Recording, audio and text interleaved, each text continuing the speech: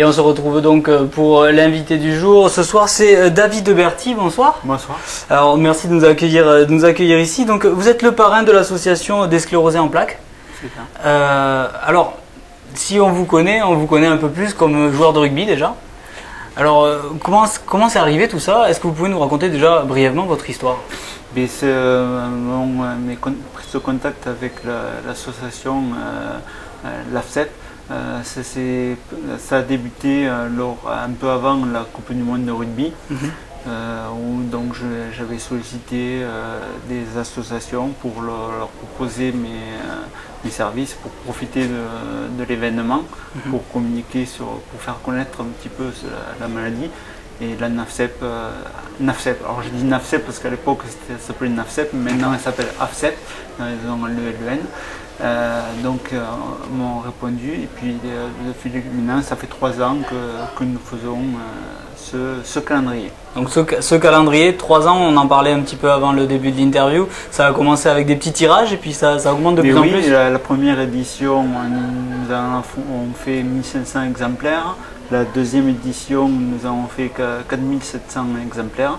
Et là, nous commençons le premier tirage à 5000 exemplaires en espérant connaître le même succès que les 2 autres. Alors le fait que vous soyez un ancien joueur de rugby, ça aide pour trouver des joueurs de rugby, parce que c'est essentiellement des joueurs de rugby qui participent. C'est uniquement, le calendrier se fait avec les joueurs de l'équipe de France de rugby. C'est vrai que ça a dû aider beaucoup pour m'aider, pour déjà que la Fédération française nous soutienne dans notre démarche, et puis que les joueurs acceptent tous de poser pour ce calendrier. Je pense que ça a dû aider. Vous personnellement, votre histoire, la mettre comme ça au service de cette association, ça peut aider aussi à faire mieux connaître la sclérose en plaques? Tout à fait. Je me suis lancé là-dedans pour ça, un petit peu pour faire connaître, parce que le jour où on m'a annoncé la maladie, je connaissais le nom, on me disait quelque chose, mais qu'est-ce qu'il y avait derrière, je ne savais pas. Et de suite on s'imagine le pire, de suite on s'imagine une chaise roulante, dépendant de tout le monde. Et puis en fait, maintenant au fur et à mesure, je m'aperçois que c'est pas que ça. C'est vrai que malheureusement, il y a des personnes qui vivent ça au quotidien, mais il y a beaucoup plus de personnes qui peuvent faire comme tout le monde, avoir un quotidien normal. Alors il faut en parler un petit peu de cette maladie. Quels sont les symptômes? Je crois que pour vous, ça a été, vous étiez encore dans votre carrière, vous avez été blessé? Non, je jouais encore. Premier symptôme, c'était une névrite optique, problème de vision. Et puis après, ça s'est enchaîné par une fatigue générale, mais sans savoir réellement ce que c'était. J'ai passé 3 ans sans savoir ce qui m'arrivait. Toujours à dire que c'est un problème d'entraînement, que je ne m'entraîne pas assez. Donc 3 ans en restant sportif de haut niveau toujours, hein, c'est-à-dire voilà. Toujours. Et puis bon, j'ai passé du Stade Toulousain aussi à Brive, Brive à Montauban, sans savoir, chaque fois que je changeais de club, sans savoir ce qui m'arrivait. Et jusqu'au jour où j'ai décidé, bon stop, on met un terme à ça, parce que je ne trouvais pas de solution. Et un jour, mon épouse m'a dit, va voir un médecin qui ne sait pas qui tu es et qui va te prendre comme une personne lambda, et peut-être que on trouvera quelque chose. Et c'est ce qui s'est passé. Alors paradoxalement, c'est ce que j'ai lu, ça vous a presque fait plaisir quand vous l'avez annoncé? Oui, tout à fait. Le jour où on me l'a annoncé, j'ai dit, ça y est, enfin, on met un nom sur ce que j'ai. Bon, comme je dis toujours, ça a duré 30 secondes, parce que tout de suite après j'ai imaginé le pire. Mais bon, après, voilà, j'ai mis 3 ans pour accepter cette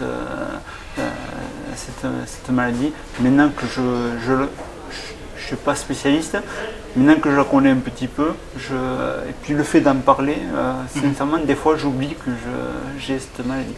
Alors, quels sont les symptômes réellement? Est-ce qu'on peut reconnaître quelqu'un qui a la sclérose en plaques?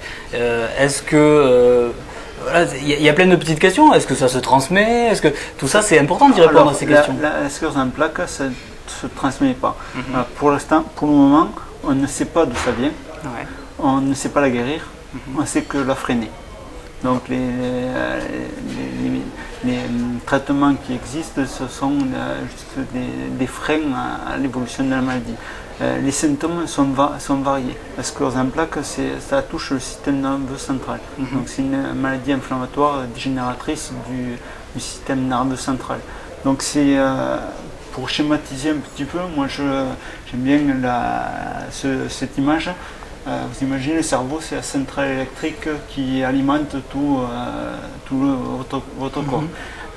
Il y a les nerfs, le système nerveux, c'est tous les câbles qui vont alimenter, faire bouger coordonner votre corps. Et avant ce cerveau, il y a une boîte, le système nerveux central.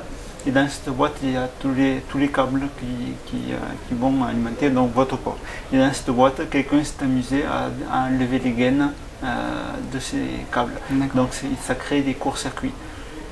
Donc il y a des mouvements qui sont saccadés, des ordres qui n'arrivent pas. Pour vous, dans votre tête, vous mettez votre bras devant et en fait le bras est toujours au milieu. Moi, c'est un petit peu ce qui m'arrivait, c'est que quand je courais, pour moi j'avais ma jambe qui était devant et en fait elle était toujours derrière. Ah ouais, donc ça me, oui, pour un sportif de haut niveau, pour courir, c'était assez gênant. Donc, voilà. Et ça, vous en aviez conscience? On en a conscience ou on n'a pas conscience? C'est-à-dire ce que vous arrivez à m'expliquer là? Non, quand je ne comprenais pas ce qui m'arrivait. À l'époque, c'était un flou un peu. C'était un flou. Après l'œil me prenait aux yeux, c'était un flou. Puis c'est parti, c'est arrivé et c'est reparti comme de rien. Moi à l'époque, ma préoccupation c'était je voulais jouer. Donc quelque part, c'était parti, j'étais content. Je ne cherchais pas à comprendre pourquoi j'avais ce problème. Mais après, bon, les problèmes s'enchaînaient. Là, je commençais à me poser d'énormes questions.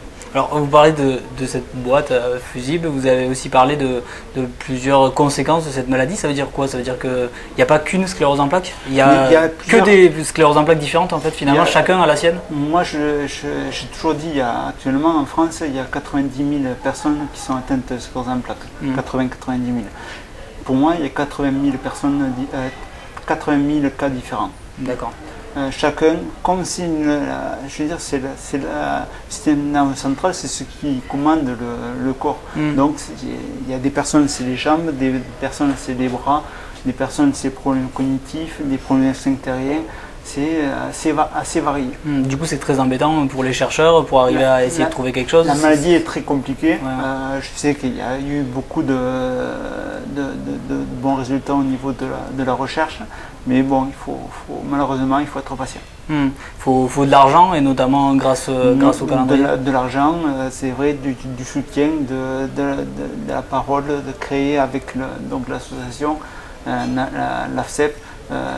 À trois axes prioritaires, c'est la recherche, l'aide à la recherche, l'aide aux malades et puis la création de centres spécialisés qui font défaut en France. Vous parlez du psychologique tout à l'heure, c'est important dans cette maladie? Ça peut aider à franchir quelques caps, quelques paliers? Ça peut aider. Moi je prends mon expérience personnelle.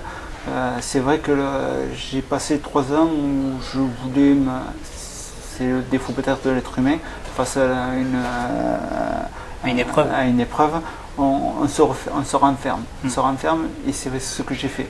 Je me suis renfermé, je me suis coupé de tout du milieu du rugby, tout ça. Et puis le fait de m'être mis dans cette voie, dans l'association, je me suis rouvert donc aux gens et tout ça, et ça m'a fait beaucoup de bien. D'accord, finalement ça vous fait de bien d'en parler, de pouvoir partager votre histoire avec d'autres personnes. D'en parler, et puis je vois que il ne faut pas se renfermer.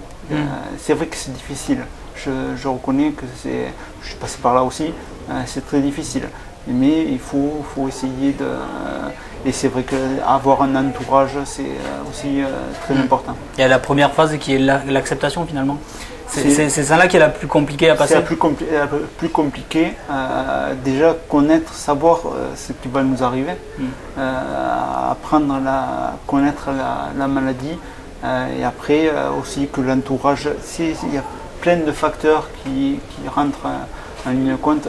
L'entourage aussi pour qu'il accepte, être bien professionnellement dans son travail.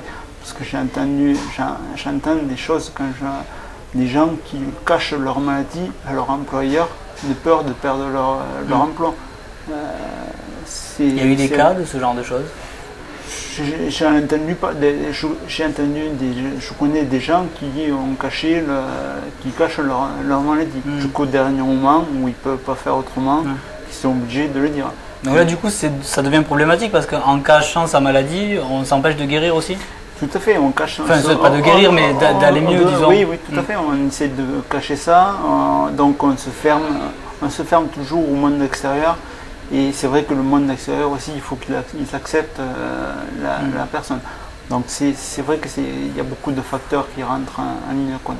Voilà, et un de ces facteurs, c'est le facteur financier. Et pour ça, il faut acheter des calendriers. Voilà, tout à fait. Donc on peut les acheter où, ces calendriers? Donc sur le site de la NAFCEP, donc c'est nafcep.org, www.nafcep.org.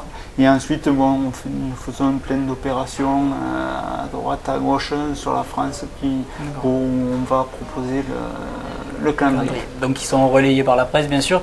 On le rappelle, 5000 calendriers pour commencer, et puis il y a une réédition possible si tout le monde se rue sur les calendriers. Tout à fait. Mais je vous remercie beaucoup de nous avoir accueillis ici, et puis à une très prochaine fois. Merci. Au revoir, on se retrouve demain pour un nouvel invité du jour.